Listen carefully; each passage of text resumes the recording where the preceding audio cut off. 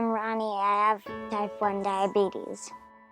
He was diagnosed 3 weeks before his 3rd birthday, after maybe 2 or 3 weeks of drinking everything in sight.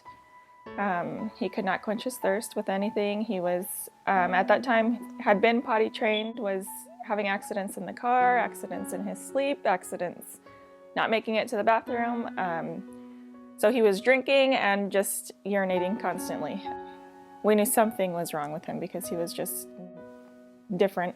He would eat if he was interested in food. For a while he didn't want food, he wasn't hungry. He would eat and then he would get sick. He'd complain of stomach ache or he would actually throw up. So then I thought, okay, now it's the flu. So our brains were going everywhere except for diabetes. We knew something was wrong then, so we told my mom. And my mom was saying it was an autoimmune disease, and I had no idea what that meant or what it was. And she took him to the hospital to get checked. And it turns out he did have diabetes. And I still didn't understand what it was.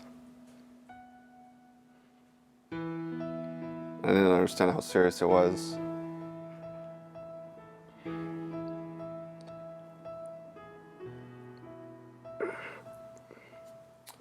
They asked us to go to the hospital to be with him. And I was at work and I didn't think it was a big deal because diabetes to me wasn't something that was life-threatening. I didn't know.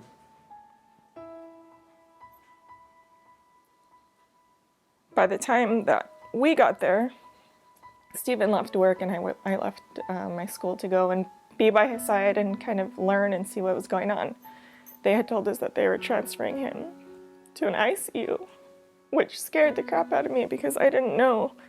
Like, he just checked his sugar. What do you mean he needs to be in the ICU? And then that's when I learned what DKA was and how it was affecting his body, and everything made sense. He had no energy. He had no fuel in his cells. He was so dehydrated because he was trying to get rid of that sugar. That's the body's natural response, and I had no idea. I remember probably the second day he was out of the hospital, I actually took him back to the hospital to get him lunch because I didn't know what he could eat.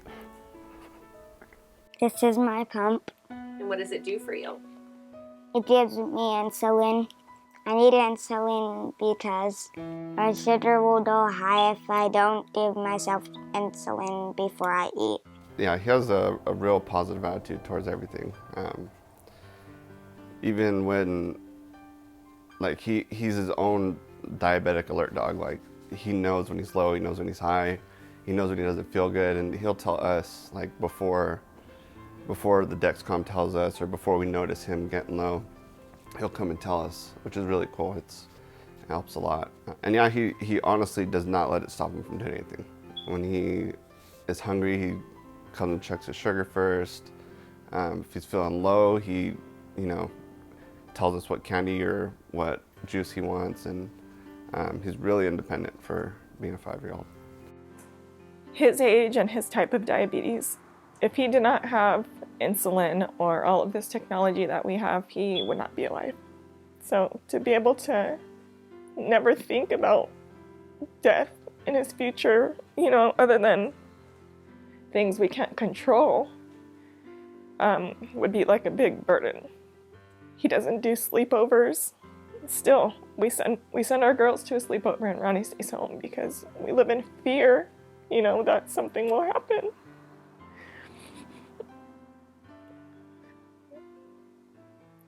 I want him to just be a little boy and live a normal life. This to him might seem normal, but it's not, because I see plenty of other kids who do not have to think about this or don't have to be woken up at 2 a.m. to have their fingers stuck to see if they're gonna wake up in the morning, So just getting that ugly thought out of my head would be tremendous, as well as giving him some freedom to just live. That's the only thing I can think of. The ADA gives a lot of good information. So it's like You can Google or you can read online as much as you can about diabetes, but everyone has different opinions. Every state has different laws. Every county has different laws, really. Every school is different.